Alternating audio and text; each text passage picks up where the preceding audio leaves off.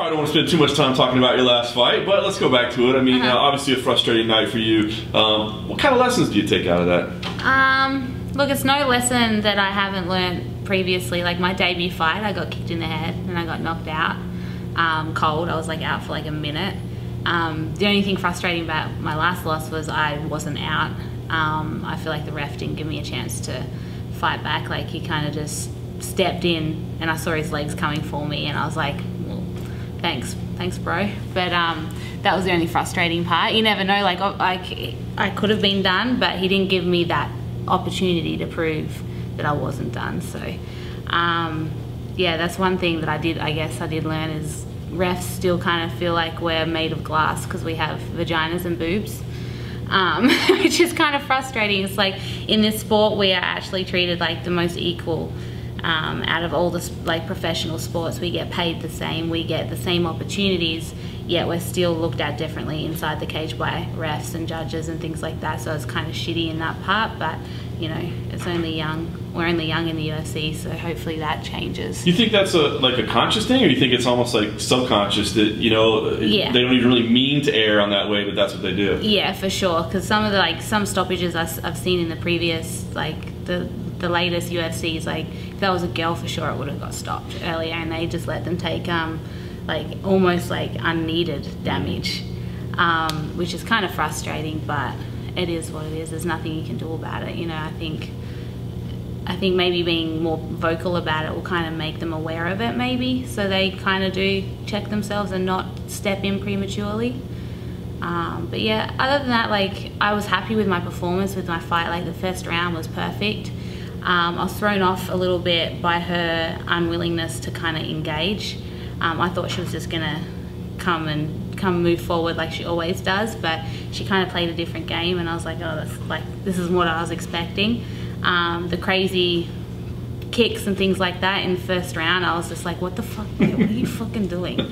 Like, it was like, really? And then shit like that happens in round two, and it's like, like it's why everyone loves this sport, is because anything can happen, and that proved it that night that yeah, she can throw some stupid Hail Mary kick up in the air that I laughed at in round one and catch you.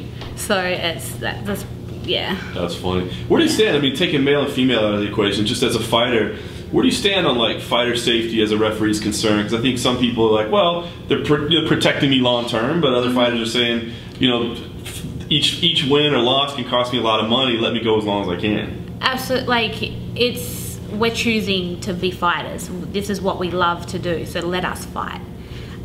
It's not like we're going into this fight not knowing what we're getting ourselves into. We've signed a contract to win a fight, you know, and the potential of taking damage is like, we know what we're into, so let us do what we've come to do. And I feel like judges and referees, they don't realize that their decision, it's not just like a bad night for them and they cop flack from fans. Like, you could potentially ruin a fighter's career. You're potentially losing money for that fighter, like half of their purse, and it could be the last straw for that fighter, and they could get cut and, you know, not have a job and be homeless. Like, it's make or break for some of us fighters, and I feel like the stakes are so high that I feel like they should be held more accountable for their shit, and they should educate themselves more and be a little bit better at their job. Yeah.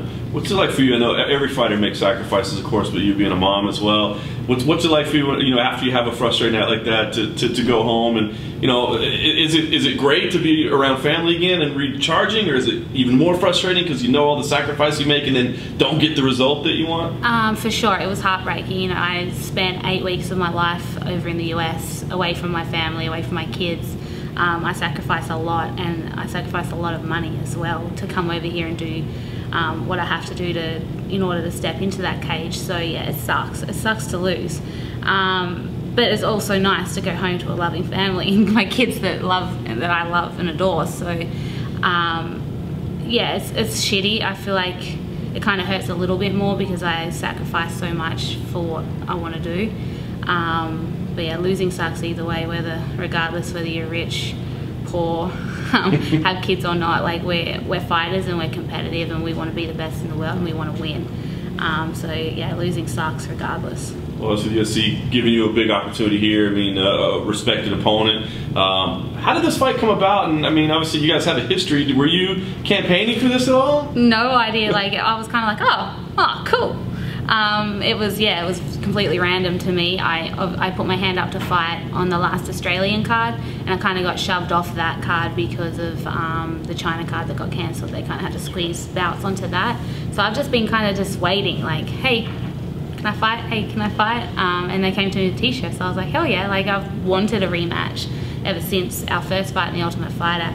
I didn't ask for it, I wasn't very vocal like about it, but you know, I'm gonna take it if it's given to me. So yeah, definitely very random, and yeah. It's interesting. Have you been watching her career? You know, obviously since you guys met, I mean, have you watched her and kind of seen how she's improved or changed or that sort of thing? Yeah, like I try to tune into all the strawweight fights. Obviously they're potential opponents for me, so, and I like watching the girls fight. Like, I could miss a show if it's just got the guys on it, but I very rarely miss the girls fights. So yeah, I've been keeping track of, you know, what she's doing, what she's been up to. What do you think? I honestly don't think she's changed at all. She still has the same game plan, same style. She's, you know, volume, punches in bunches. Still can't finish a fight to save her life. Still hits like a little pussy. Just keeping it real. But yeah, it's like she's a good fighter. She's proven that she's a good fighter. I'm not taking that away from her, but I feel like she hasn't evolved. Very much. So is this, I don't want to say personal, but is it special because you kind of get something back, or do you just have to throw that out and it's just another fight? It's just another fight, you know, like no matter who I'm fighting, I want to win. It's nice obviously to get a rematch, and you know, I'm always coming out there to prove something. I need to win. And I like to finish the fights early, like you want to get in and out, so that's the game plan. But she's a tough opponent and she's proved that, so could be a decision, could be long drawn out fight, you never know. A lot of strawweights here, by the way, right? I mean, yeah, it's like the strawweight showdown. Right. So what's that been like? I mean, has it been fun to kind of be reunited with people, or has there been some cross looks? What's it's been been cool. It's cool to have like a bunch of girls on the card. I think it's awesome. We obviously bring a different dynamic to cards, and I feel like the fans are excited to see all of us throw down. So yeah, it's really cool. Definitely. Well, I know this is a big fight for you. What are the goals this year? I mean, picking up a win here. What's the goals for 2017? Look, I want to fight as often as I can. I need money. I need to support my kids, so I'm trying to bank them up. But not everything goes to plan sometimes. But yeah, look, I'd like to fight 3 times this year if possible. I'm really, really hoping for the 125 division. 115 is just getting harder and harder to make. I've had a lot of medical issues due to trying to make 115, and it's kind of shitty. So I'm really like pushing to hopefully get that division sooner than later. That would be my ideal. My ideal year would be 125, and I'm like straight there. I could fight 4 or 5 times at 125 a year, make a whole bunch of fucking money, but 115 is what I'm stuck with right now, so yeah. It doesn't seem like you're alone in that boat, so I mean... No. What does it feel like as being one of those people when they're like, well, we just can't do it, we just can't do it. Oh, by the way, here's 145. Yeah, I was kind of like, really? I was like why? Right. I was kind of confused, and I think that everyone was kind of confused by it. But it's cool, obviously, that they want to bring in more divisions. I was just kind of a little, you know, upset that it wasn't the division I want. I was like a little spoiled brat, like, where's my division? But yeah, it's cool, obviously, like gives more opportunity for the women, and you know, a few years ago we weren't even in the UFC, so we've come a long way. But yeah, it's kind of sucky when there's a lot of big 115ers that aren't natural 115ers, and we're really hurting ourselves and our bodies trying to make this weight, and it's not cool. So sooner rather than later would be better for 125. Fingers crossed. Well, we'll see how that plays out. First step, I guess, is getting the win on Saturday. I guess. Absolutely. When you play this one out in your mind, you know, how do you see this one going down? You know, I've played it out. Like I'm a big believer of visualization, and I've played it out a lot of different ways. You know, ideal, obviously, you want to get that knockout, like highlight reel, but I feel like it can go any way. Like I feel like I'm a better boxer. I am a better grappler, and I just bring all round. I think I'm better, and you know, I'm going in there to hurt people. That's my number one thing that I always say is I'm actually going in there to finish you. I'm going in there to try and hurt you and knock your head off. I feel like she's not the same. She's going in there to score points.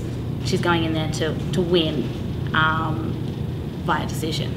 Like, it's kind of what makes this matchup a little bit more exciting, because we've both kind of got two different things on our mind. But yeah, hopefully I could win by knockout. That would be like my ideal way.